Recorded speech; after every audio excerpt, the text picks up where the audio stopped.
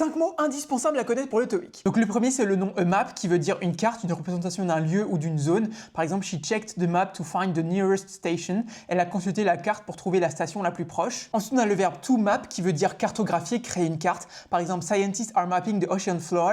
Les scientifiques cartographient les fonds marins. Ou ça peut aussi être faire correspondre, associer notamment des données. Par exemple, this function maps each input to a unique output. Cette fonction fait correspondre chaque entrée à une sortie unique. C'est notamment utilisé dans l'informatique ou dans tout ce qui est données en fait. Ensuite, on a le verbe to attend qui veut dire assister à, être présent à. She will attend the meeting tomorrow. Elle assistera à la réunion demain. Ça peut aussi être fréquenter, suivre, notamment un cours, école à l'université. She attends a language school in London. Elle fréquente une école de langue à Londres. Ou ça peut aussi être s'occuper d'eux, prendre en charge. Par exemple, nurses attend to the patient's needs.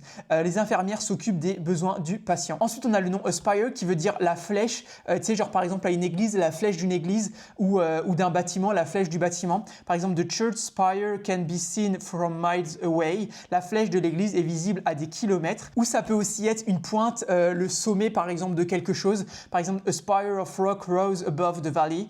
Une pointe rocheuse s'élevait au-dessus de la vallée. Donc là, tu vois, en français, on comprend bien. Et enfin, il nous reste l'expression there is no fool like an old fool, qui veut dire il n'y a pas pire idiot qu'un idiot d'un certain âge, parce qu'en fait, on s'attendrait à que quelqu'un d'âgé ait beaucoup plus de sagesse et beaucoup plus d'expérience, donc il fasse pas forcément des erreurs peut-être stupides.